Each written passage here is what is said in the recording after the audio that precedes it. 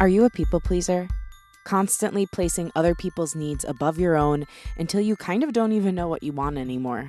There are so many of us that learn people pleasing and perfectionism as survival tools that are now in the midst of a very difficult battle of learning how to prioritize our own needs and let go of the need to be perfect. It's a journey, but it is achievable. Today's guest is an expert on releasing perfectionism and moving away from people pleasing and toward your authentic self. Welcome to Unleash Your Inner Creative with LoGrasso. I'm LoGrasso. I'm an award-winning podcast host and producer, singer-songwriter, and multi-passionate creative. This show sits at the intersection of creativity, mental health, self-development, and spirituality, and it is meant to give you tools to help you love, trust, and know yourself enough to claim your right to creativity and pursue whatever it is that's on your heart. Before we get into it, I want to let you know that Unleash is up for yet another Signal Award. It is so exciting. It's in the creativity and marketing category. It is a huge honor, and I need your help. You can vote for Unleash, which makes a huge difference for indie podcasters. There's a link in the show notes today and in my Instagram bio. It takes less than a minute to click through and vote for the podcast, and it means so much. So if you love the show and/or me, please consider voting and telling your friends or family to vote. Every vote counts. Okay, now to the guest. Her name is Kamini Wood. She's a certified life coach, the host of the RiseUp, Live Joy Your Way podcast, and writer. She's also the CEO of Live Joy Your Way, which is a coaching company that helps high performers and overachievers release perfectionism, people-pleasing, and move toward authenticity.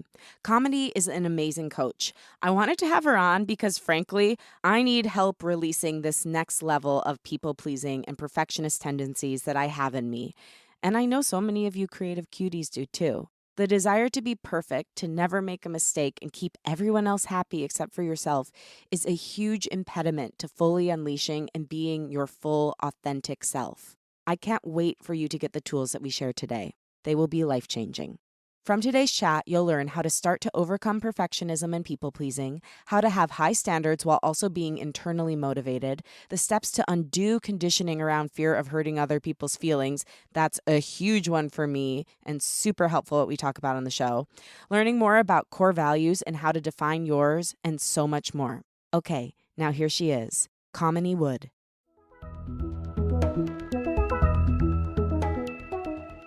Kamini, thank you so much for being here today. I am obsessed with your work. I love what you do. You have such a bright spirit. You're already so easy to talk to, and I'm so happy we get to spend this hour together. Thank you for being on Unleash. Thank you for allowing me to spend this time with you. I so appreciate it. Oh my gosh, my pleasure. But what you talk about is very needed, so I appreciate it. And I wonder if, you might just go into it a little bit, the origin story of your perfectionism and your people pleasing. What was like the inciting or many inciting incidents that led you to having these titles? Oh, goodness. Yes. We have to go all the way back to the early years. No, in all seriousness, I am the daughter of immigrant parents, born and raised in a small town in Connecticut. Predominantly white town. I have a name like Kamini.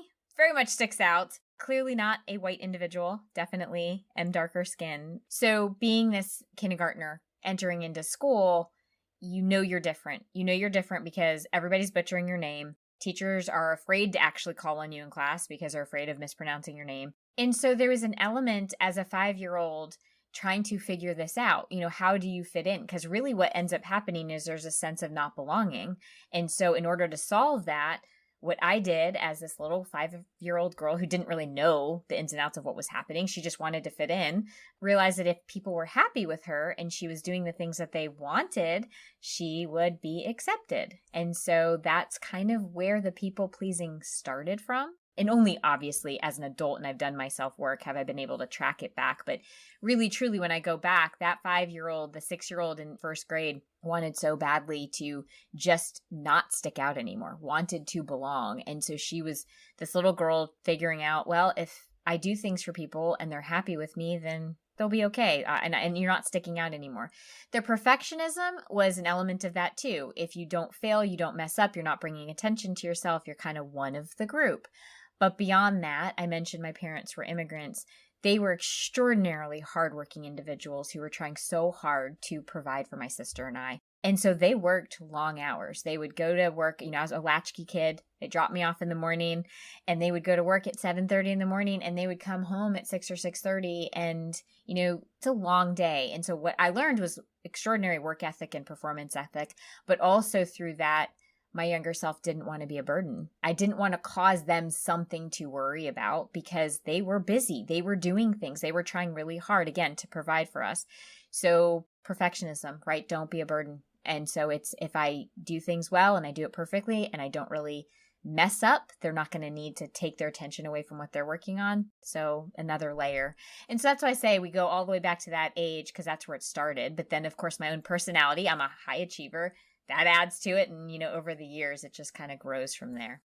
Yeah. And thank you so much for sharing that. I mean, something also that stuck out to me from what you shared was that the teachers wouldn't call on you when you put your hand up. And I'm curious, that had to give you a message too, right? Like, how do you think that piece affected you? It absolutely affected me in the sense of, in two different ways. One, I was already an introverted child, right? Because I was already knowing that I was different. And so it fed into that message that you're different and you're so different that we're not going to call on you. We're not going to let you be a part of this group. We're not going to let you participate. And as a matter of fact, just recently, I remembered an incident in second grade where we were having a Christmas get together. I hadn't remembered this for a little while. And then once I remembered it, I realized I hadn't shared it with anybody. I kept it to myself all these years. Was this class Christmas party. Everybody was supposed to bring in a gift, wrap it, and then we'd put it in a pile and everybody would get a gift back.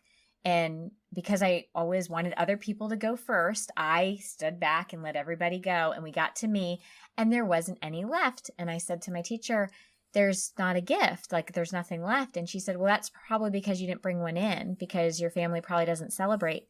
And I said, no, and I won't say her name, but I said, no, actually that's my gift right there. And I pointed to one with the wrapping paper and all. And she said, no, that's not yours. And I remember I never actually, unless my parents listen to this podcast, which they probably will because I listen to all of them, I had never actually shared that story with my parents. Again, another element of I don't want to burden them. But that was another experience of you're different, you don't belong. And that came from the person in charge of the class, that safe person. And I'm not putting down teachers by any stretch of the imagination. Oh, I had a terrible second grade teacher. Don't worry. We can hate on them all you want. She fucked me up for life. It's like so many of my core wounds are in my second grade classroom. Many teachers are great. Some are not. Some are troubled. And unfortunately, teaching, like parenting, when you haven't dealt with your trauma is one of the most dangerous positions to be in. Yes. Thank you. Thank you. Yes. Some are amazing. Yeah. But those who have not dealt with their own stories or their own biases end up bringing them into the classroom. Absolutely. Yes. And that happens with parents too. I talk about conscious parenting, and it is about you have to deal with your stuff or you're going to project that onto your kids, which was my story. I was projecting people pleasing. I was projecting perfectionism. And so people will say, Kamini, well, how did you get here? Well, there was a professional side of what I was doing in my work, and I was the project management officer for a .com. And so running individuals, talking to people, what do you need to get this project done? Ran a law firm practice. What do you guys need to be successful? So there was always the how do I build people up aspect, but it was the self-work, right? It was the recognizing, oh my goodness, my kids are mirroring back some of this. I need to take a look at this. Did that self-work. Recognized I can now take these experiences and my professional training as well as the certifications I've done. I can combine all of those and create this business that now helps other people unpack and understand themselves on that deeper level. So brilliant. I mean, it's interesting that you bring that up too, because I think that those of us that have these tendencies can, not always, but often do fall into those roles where we're being supportive, right? Where we're the one behind the scenes. We're the one amping people up. We're the ones keeping it all together so someone else can shine. And on one of the podcasts I listened to you on, you talked about how you stepped into the limelight from behind the scenes. And I'm curious how that feeds into this whole journey of healing and recovering from perfectionism and people pleasing. What did you have to do in order to own your own power and say, you know what, I too have a voice and I too have a dream?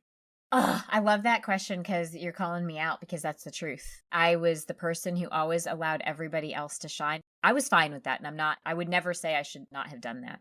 But for me, in order to find that confidence and that voice I had to start owning who I was. I had to recognize, like I said before, this story from 5 or 6-year-old me, it's not a problem. It wasn't something I had to fix. I just needed to understand it, because with that understanding, I could now use that as a mechanism to not just understand myself, but then work through those false beliefs, like work through the belief of I don't belong or my voice doesn't matter. When teachers wouldn't pick on me to answer a question, my voice does matter.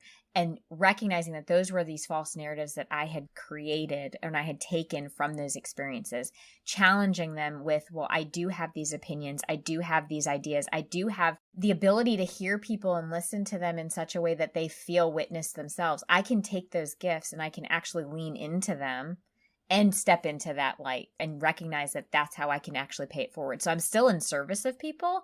I'm just doing it from the place of actually standing, not in front of them, telling them how to go, but I don't have to be behind the scenes anymore. I can actually have these direct conversations and they can move themselves forward. Yeah, it's like it's a relationship. I only recognize this because I also have a similar thing where I've helped a lot of people build up their careers. And now I'm getting to a place where I'm like, but I want my voice to be at the forefront of my own life. And I still want to be in service of people, but I want my voice to be the center of my own world instead of other people's voices. And so I really relate to it. And I wonder, how did you do that? Like, if somebody has a similar limiting belief where they feel like they always have to be in the background, but they're yearning to step into the light of their own life, what sort of beliefs might you have to rewire or rewrite? The beliefs that I had to rewire were that I don't belong, I don't matter, or I'm not enough. I have to prove my enoughness or my worthiness, really.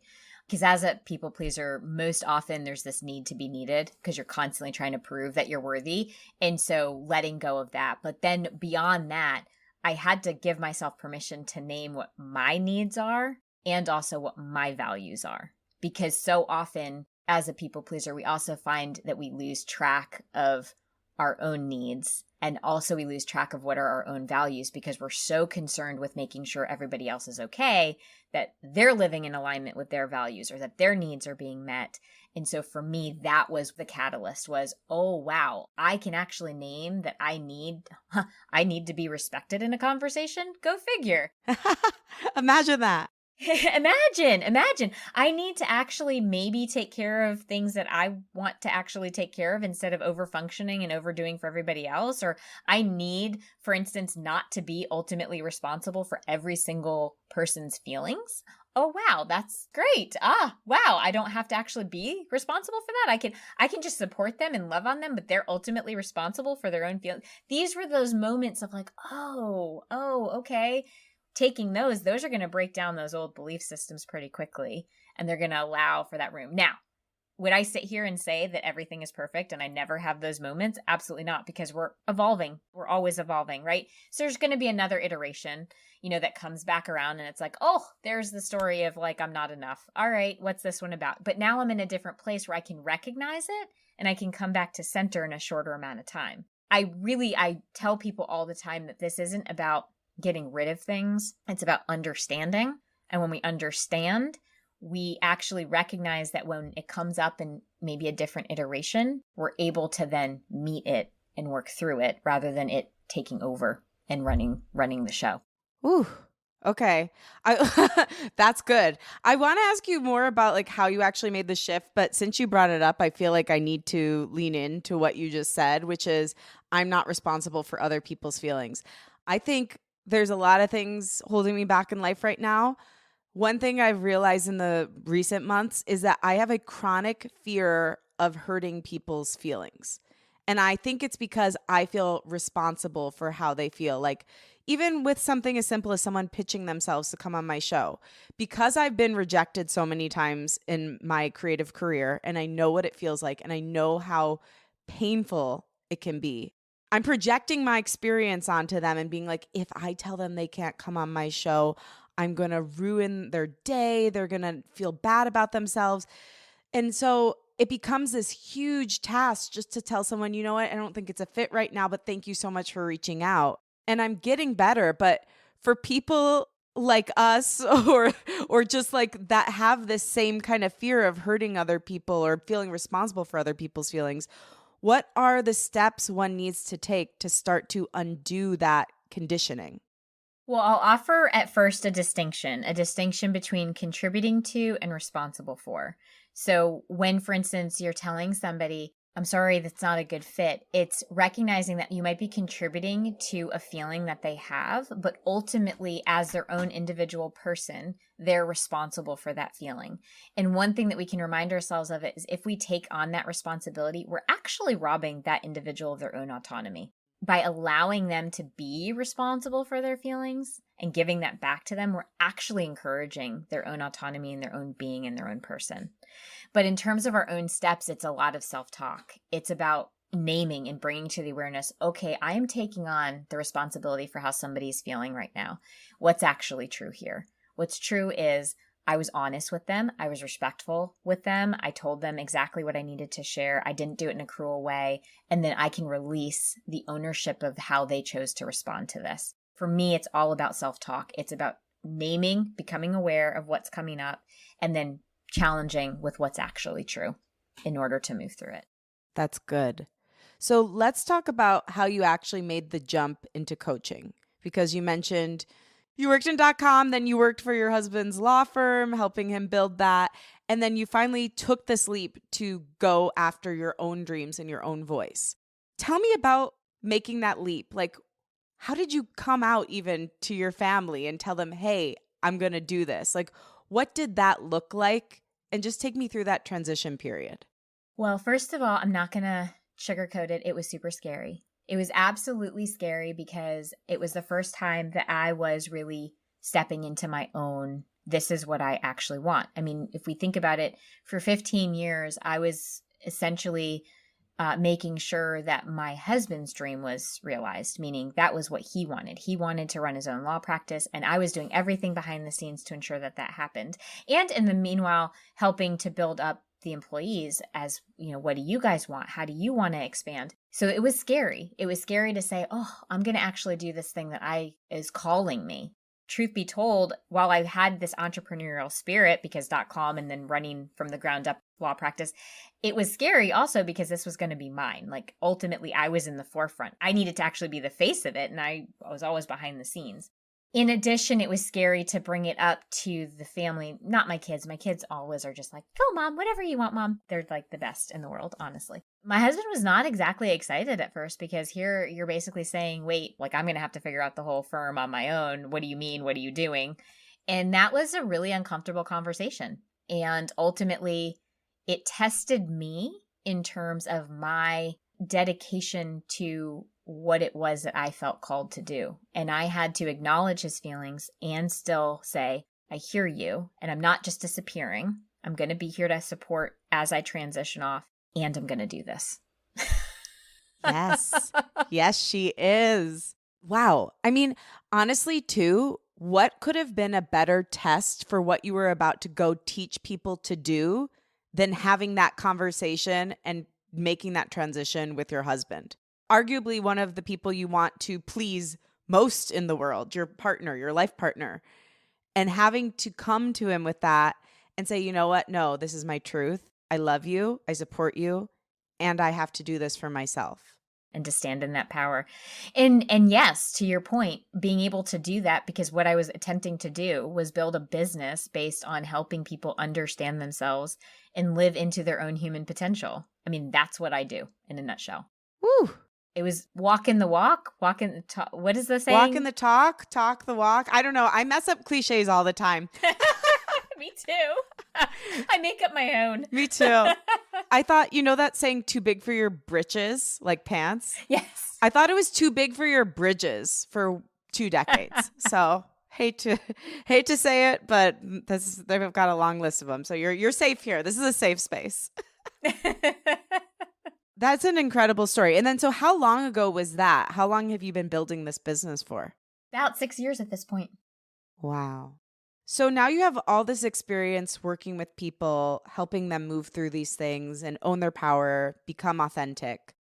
What would you say tend to be the core wounds of those of us who fall into these patterns of perfectionism and people pleasing? I would say the biggest core wounds are just not feeling that they're enough, not feeling worthy. Many times it's I don't deserve. I don't deserve love. I don't deserve these things.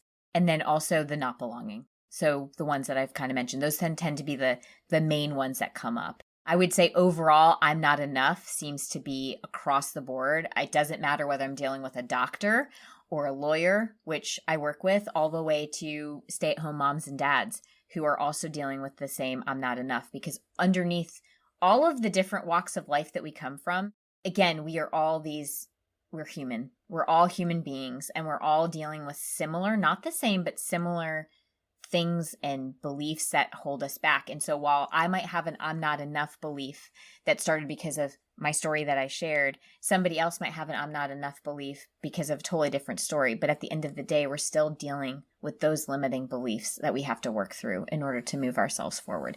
And oftentimes we go through life and we're on autopilot. We don't even know that that's what the subconscious is running on.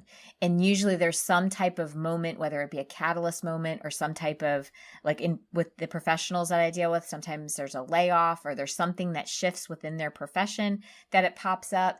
Sometimes people just suddenly realize, they look around and they're like, I have no idea. I'm totally disengaged from my world. Like, what is happening? And those are those moments where we start to say, okay, let's take a look at what's actually underneath. What is the subconscious filtering everything through? Yeah. So, okay, one thing I hear a lot of people say, I even have heard people on the podcast that you've done that I've listened to today, like talk about this. They say, I'm a recovering people pleaser, or I'm a recovering perfectionist. That sounds great. How does one recover? Like, I would love to start recovering. I feel like I'm very much in the thick of it. And like, I keep hearing people say that and I'm like, it sounds really nice. Like for someone like me who is for sure a people pleaser and a perfectionist, like, where do I start? You know, it's funny you say that because I've actually said that about myself. I'm a recovering people pleaser and I'm a recovering perfectionist. But I always say it with the caveat that means I'm still working on it, because Yes. there's always new iterations of it.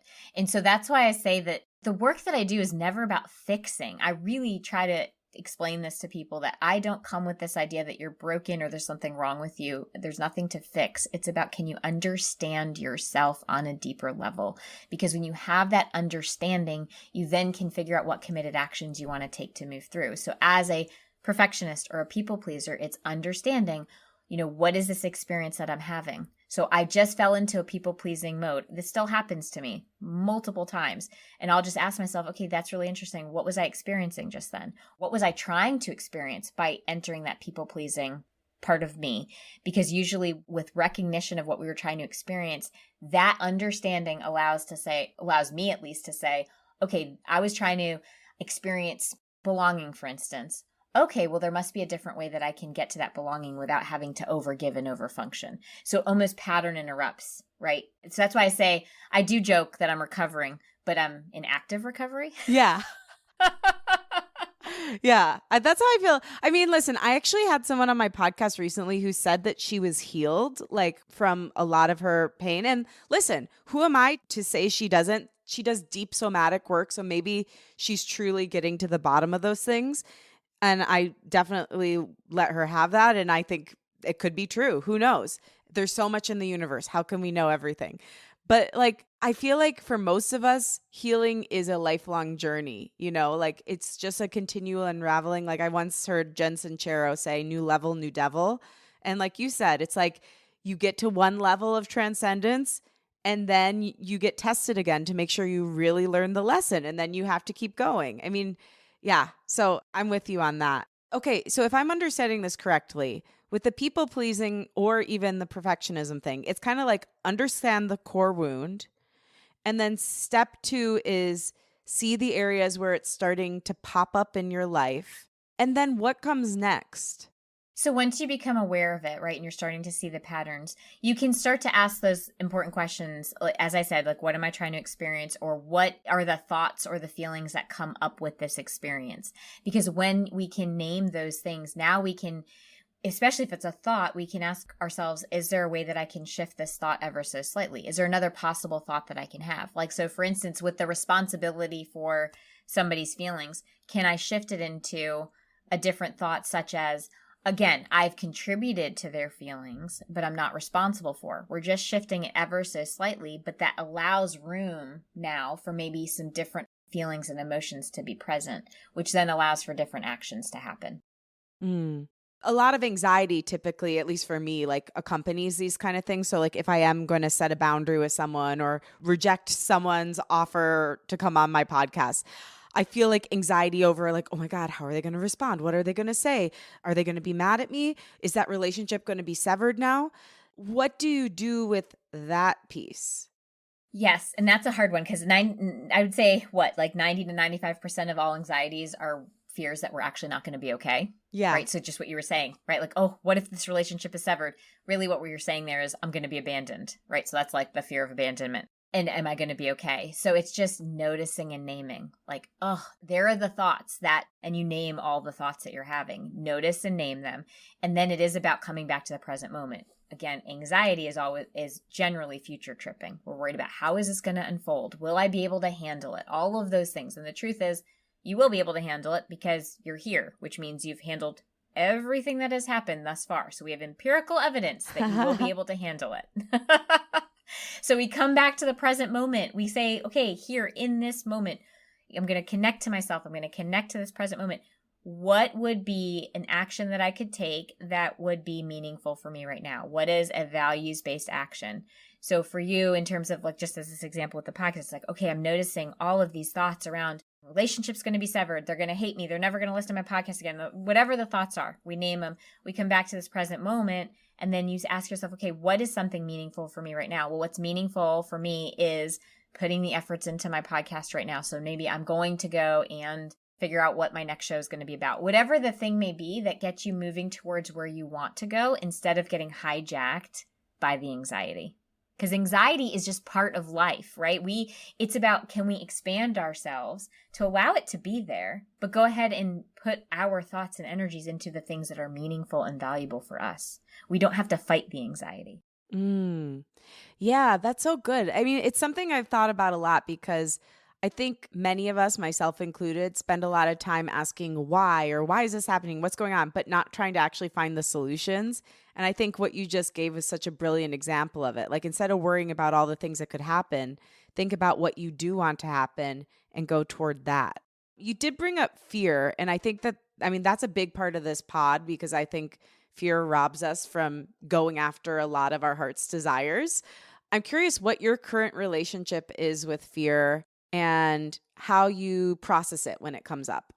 Oh, I have a really deep relationship with fear. Are you kidding? We're together. We go way back. We're going steady.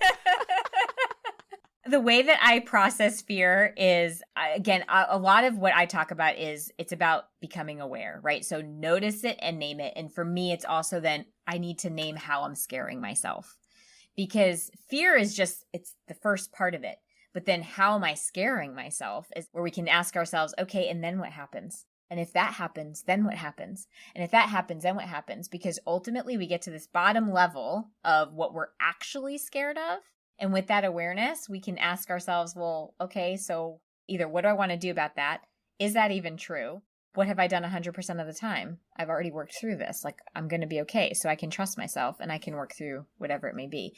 So sometimes like a fear of getting on podcasts. I used to have a fear of guesting. It's like, oh my gosh, but like I could say the wrong thing. Okay, so then what happens? Well, then I've said the wrong thing and I can just either correct it or on the next podcast, I can say something different. Right? So you kind of go down. And really for me, it used to be a fear of like, well, I'm not good enough. I was just scared of not being good enough to be on the podcasts. And ultimately it was, well, if I'm not on the podcast, like it's okay. I'll find a different outlet. I don't have to do podcasts. I can blog. I can do something else. So there's a way, once we really name what we're scared of, we can then say, okay, so what do I want to do about this? What committed action do I want to take? That's great. And you've also talked about like you are a high achiever. Like that's just part of who you innately are. How can we have high standards while also loving and accepting ourselves and being internally motivated? Like this is one of the hardest pieces for me to understand in life. How do you have high standards while being internally motivated? high standards are possible while being internally motivated through using self-compassion. And I didn't know that for the longest time. So for the longest time, I thought that it was the inner critic or shame that would push me forward to be better and be that high achieving person. And only through understanding that shame can work for an amount of time, but eventually you're going to plateau, because eventually the I'm bad or I'm not good enough is going to take over. So in order to be high achieving and to have that intrinsic motivation to keep going, it is about kindness over judgment. It's about giving yourself permission to do something, to maybe mess it up, and to ask yourself, all right, well, that didn't work out. So how can I take this information now and move forward? Versus you're terrible, you're wrong, you suck at this, you can't go forward, which would, again, plateau. So the way you continue to be that high achiever is through utilizing things like kindness over judgment, utilizing things like common humanity, recognizing that you don't have to go it alone. You can ask other people, how have they dealt with a similar situation? Brene Brown talks about the strength and vulnerability. That's absolutely what this is. You don't become weak because you're vulnerable. That's actually a huge strength to be able to say, this is what I'm feeling and this is what I need. And then mindfulness, right? Being in this present moment. As a high achiever, a lot of times you'll get caught up on that future tripping. You know, what's going to happen? What's going to happen? And so in order to stay innately and intrinsically motivated, it's about staying in this present moment. My oldest daughter is actually a professional ballerina, and my second oldest plays Division I sports. And so this has been something that we've talked a lot about within our home too, is especially ballet, that is just tends to be a very cutthroat industry. And a lot of times there is shame that comes along, and it's almost like, I'm going to shame you to be better. Yes. And we've had to do a lot of talk, her and I, around it's not about shaming to be better. It's about, okay, what worked well, what didn't work well, what do I need to learn more, what can I do to improve this, how can I use my strengths to maybe counteract some of these weaknesses. That's where it's at, and that will propel you further and for a longer period of time. That's how we can still continue to achieve. And also, the final thing I will say is shifting the idea of high achieving, not just from the things that you're doing, right? The accomplishments. It's also, who are you being as you accomplish those things? And that was a huge shift for me, because the achievement was always based on checkboxing the doing and being able to add in, okay, in Kamini, who are you as you're doing these things? Oh, wow, you're like really resilient. Or wow, you showed up extraordinarily brave today. Or wow, that took a lot of patience. Matching the thing that you're doing with how you're showing up is another way to really expand out that hyperachiever mindset. Wow, I love that. So while you can also look at your literal physical accomplishments, like if you won an award or you hit a new milestone in your business, or for your daughter, if she got into a great new company, you also can look at how you're showing up in those moments. So yeah, I just never would have thought of that. Like, I think that's why so many times, like, if you don't achieve something, you feel like a complete failure, instead of looking at, hey, I tried, I learned something new, I got closer to my ultimate dream, I was a really nice person even when I was feeling defeated. You know, that's so beautiful. And I think what a beautiful takeaway for you at home listening to think of as you're going your creative path, because there's a lot of ups and downs, you know, from being in a creative field yourself and raising a creative daughter. And I'm sure all your kids are creative. Everyone is, but like, especially your ballerina daughter. Like, I think of the pain of being an artist. And, you know, I think we can sometimes suffer from these things even more, because unlike sports, there's no like, absolutely, yes, this is right, this is absolutely a win, or this is absolutely a loss. It's like, there's so much taste that's involved in our success.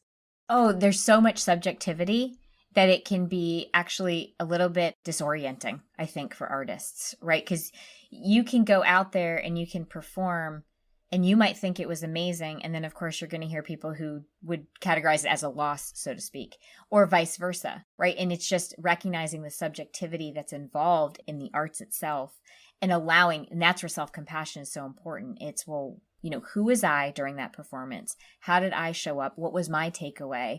Kindness over judgment. That's how we work through that.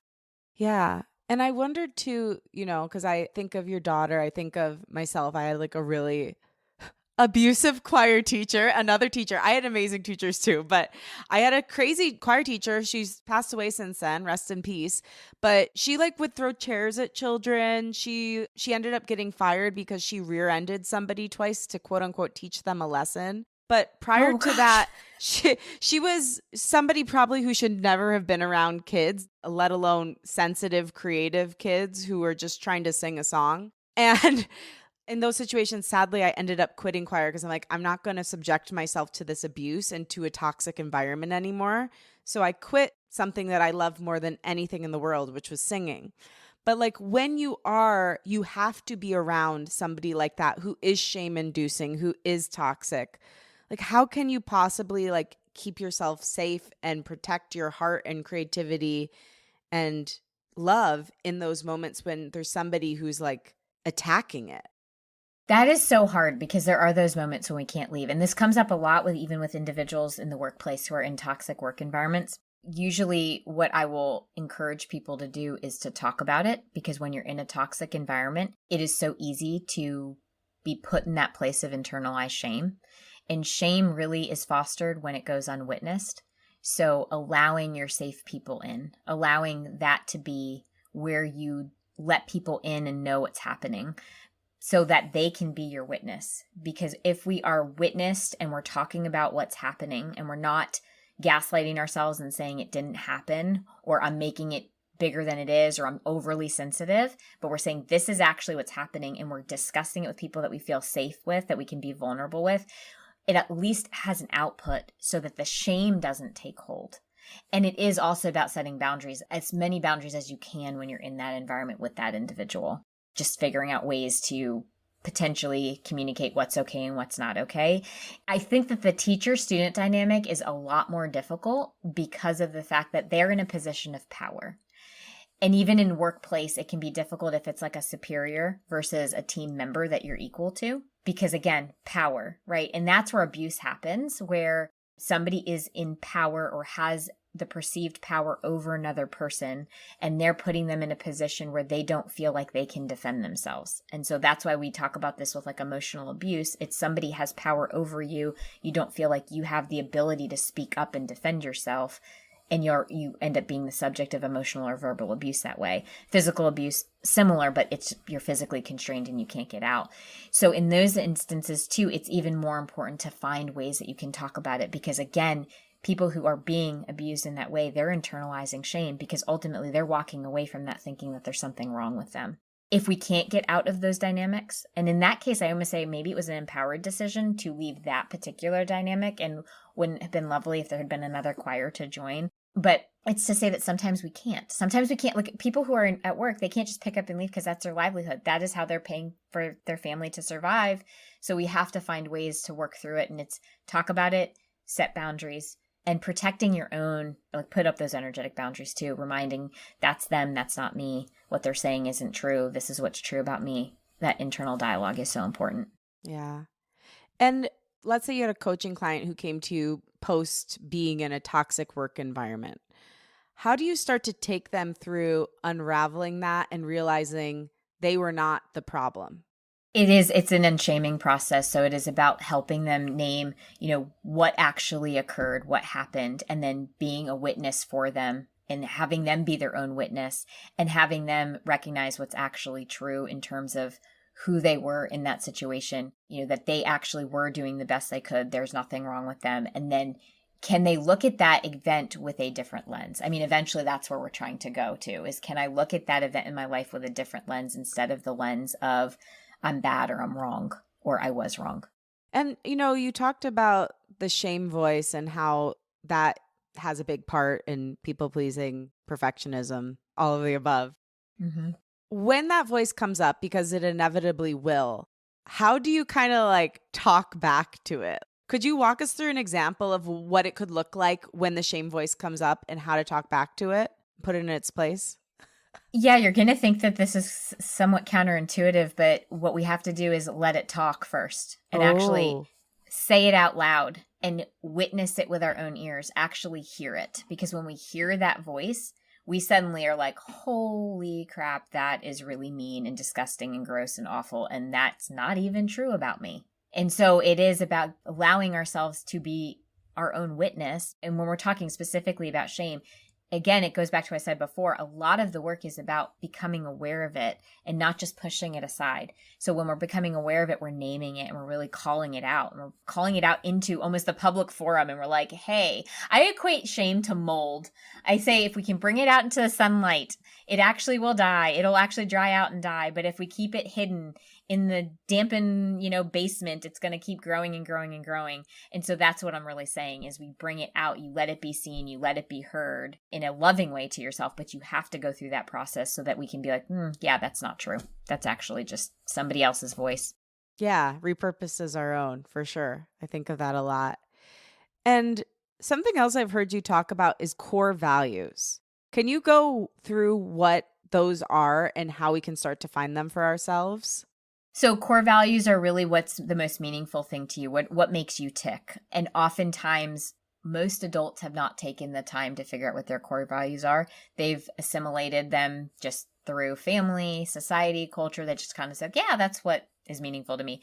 Core values is taking the time to say, okay, if I look at experiences that really brought me joy, what were the elements of that? What made that meaningful? Conversely, looking at those moments of regret or sadness, what made those moments regretful or sad? Because on the flip side of that is usually what we value, right? Like that, where we say like on the flip side of grief is love. Well, on the flip side of the moments that we regret or we feel sad, there's usually a reason why we feel sad, and it's because a value wasn't being met. So we can play with it those ways and we figure out what are those things and are there similarities between the happy and the sad? And then we can pull out those real core things that we need to help us move forward. So for me, one of mine that I've learned over the course of being an adult is like emotional safety is absolutely required. It's a value of mine, like full stop. My value in terms of its family tends to be well, family is valuable. Like for me, it's motherhood. Like there is a true value in motherhood, and it's giving yourself permission that, your values might grow and evolve as you do. Like, so for instance, I happen to work with teenagers too. And so some teens will be like, these are my values. And then as we work through and we get to college, suddenly the values start to shift a little bit. It's okay. I mean, we're not saying these have to be your values forever and always, but they're my values for today, right? And then from that, those can be your anchor point as you're trying to figure out, keep saying committed action. Those can be your anchor point for the committed action. Because if you're taking action that's meaningful and you're tying it back to your values, you're going to continue to move yourself forward. I love that. So why does that feel a little scary to me? Because I've heard people bring up the core values before. And I feel like when people bring it up, I'm being tested or something. And I feel like I'm going to get the wrong answer. Why does that feel scary? Well, part of it, I think, is I hate to say it, but I think it's society. We always feel like we're being tested when we're asked a question like that. Like, oh, I don't want to answer this the wrong way. But I think part of it is also because we're asking ourselves to do that inner work. And whenever we go into that inner work, there's a vulnerability involved in it. And there's what if I get rejected if I say something and somebody doesn't agree? And it's recognizing that other people don't have to agree with your values because they're yours. That's like one thing it's just yours. You don't actually have to share it with anybody. It's yours. And once you set them up, you kind of just use it as a filter for wherever you'll go in life. Like if these things do not exist inside of me or in this relationship, then it is not for me.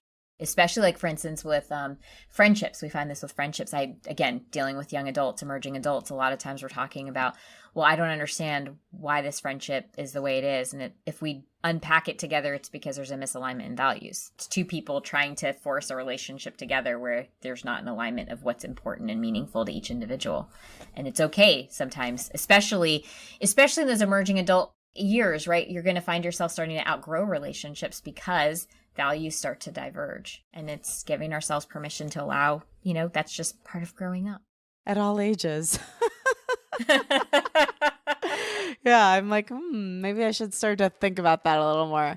I love that one of yours is motherhood, and you have 5 kids. So amazing. So badass. I wonder if you will join this very informal study I'm doing on my show. I've interviewed about 250 people at this point, and so far, so I'm going to back this up.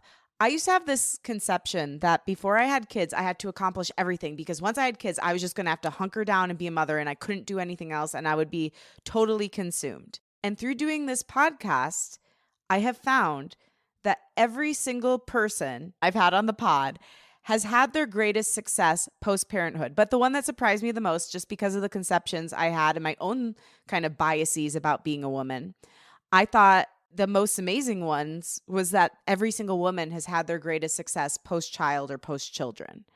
So it seems to certainly be the case with you. And I wonder if you'd speak a little bit to that. 100% I'm part of that group. Yeah. And for me, it was because my biggest growth was after being a mom, because I, as I mentioned earlier, started seeing my kids emulate parts of me, like they were mirroring things back. And that was my catalyst to say, oh, I need to take a look at this. And so when I did that, now I'm doing the self-work. And what we have found most often is for us to have that launch off, we have to do with that inner work. We have to understand ourselves better. So yeah, I'm part of the group that had our success after becoming a mom. And again, I've said, I think on other podcasts too, my kids have been my best teachers, continue to be my best teachers, challenge me, humble me, and have taught me, just truthfully love. Yeah, they seem amazing. And I think that's such a beautiful thing too, to remember that like your kids don't have to be the end of your creativity. In fact, they can be the catalyst to your creativity. Like who better to learn creativity from than a child who hasn't had the world wring it out of them, Absolutely. Yeah. Yes. And they inspire us to take chances. If we look at a little kid, they're not worried about messing up, and they get up and start walking. They fall down, they get back up. Yeah. They don't know any different. And I love that you said when you decided to take the leap, your kids were like, yeah, Mom, you can do it. We're so proud of you. They still say it to me. Good. They should. There's a lot to be proud of. I know that you do incredible one-on-one coaching. Could you take me through a little bit? Like, what does working with you look like? So when I work with somebody one-on-one, we work over a course of time. Usually we work either for 6 months, and sometimes I work with people for a year. And really what it is doing that deeper work, right? Again, it's not therapy. It's not let me diagnose you with anything. It's let me be your witness and support system to help you understand yourself better. And as you're understanding yourself better and working through those beliefs that are holding you back, and we're breaking them down, understanding where they're coming from, challenging them, taking that awareness and saying, okay, now also let's do the work on the values. Let's do the work on the needs. Like, what are your core needs? Let's shift those core beliefs. And with that, what goals do you have for yourself? And then what committed action? So it's about kind of realigning yourself with your own potential, with your own self, and then moving you through that process to get kind of catapult you on that way of whatever goals you're setting for yourself, whether personally or professionally. There's always that client focused, I'm talking to my client about what they need to talk about, not some pre-existing agenda that I've come up with. I love that. You're in the moment. #improv. I actually think that's the best way to coach though, because it's authentic and it's like what's true coming to you. I feel like when I do creative coaching, mostly on the show, but sometimes off air too. And I feel like it's the one time in my life I'm totally present because I have to be in it with those people. Yes. Absolutely. Yeah. Absolutely. And it's so amazing. And what I have said to people time and time again is I'll start my day and then the day's over. And I kind of don't really know where the time went because I was just in every single moment with each person that was in front of me. And it's such a cool feeling because there's not this feeling of like, oh, I just so exhausted. And there's not that. It's just like, oh, that was fun. She's on purpose, folks. That's what it feels like. That's how life can be. That's such a beautiful example. So I have 2 final questions for you.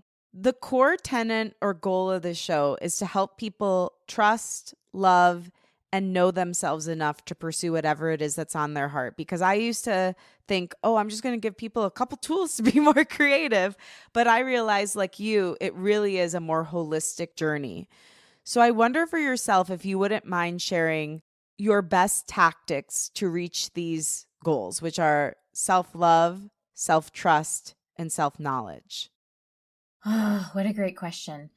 For me, in order to reach self-love, self-trust, and self-knowledge, it comes down to, again, we sort of talked about it a lot, but it's giving yourself permission to understand what your values are and what your needs are.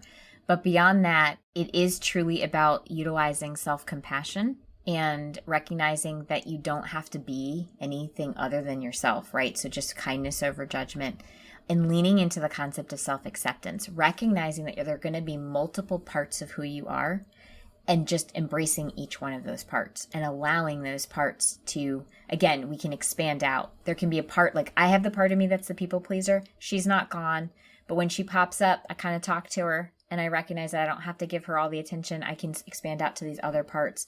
So it's really about allowing for all your parts to be there in order to lead into what you were just talking about with those 3 tenets. I love that. I love that. Total self-acceptance. And my final question for you, well, it's kind of like a 2-parter, but it is one. It's like there's an A and a B section.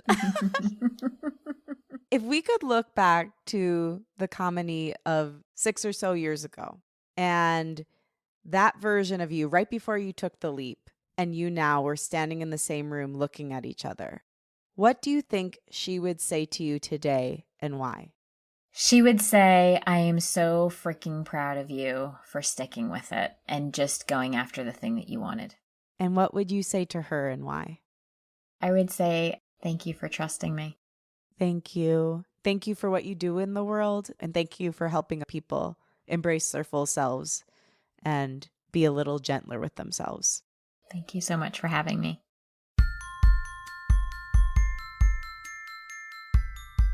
Thanks for listening, and thanks to my guest, Kamini Wood. For more info on Kamini, follow her at It's Authentic Me, and check out her website, Kamini Wood, that's KAMINIWOOD.com, to find her podcast, Rise Up, and get all of her amazing books. Thanks to Rachel Fulton for helping edit and associate produce this episode. Follow her at Rachel M. Fulton. Thanks to Liz Full for the show's theme music. Follow her at Liz Full. And again, thank you. If you like what you heard today, remember to rate, review, and follow the show on Apple Podcasts, Spotify, or wherever you get your podcasts. Share the show with a friend and post about it on social media. Tag me at LoGrasso and at Unleash Your Inner Creative, and I will repost to share my gratitude. Also tag the guests at It's Authentic Me so they can share as well. My wish for you this week is that you prioritize yourself and your needs. And no, you don't have to be perfect. No one's perfect, but you don't have to strive for perfection to deserve kindness, love, and just true acceptance. I love you and I believe in you. Talk with you next week.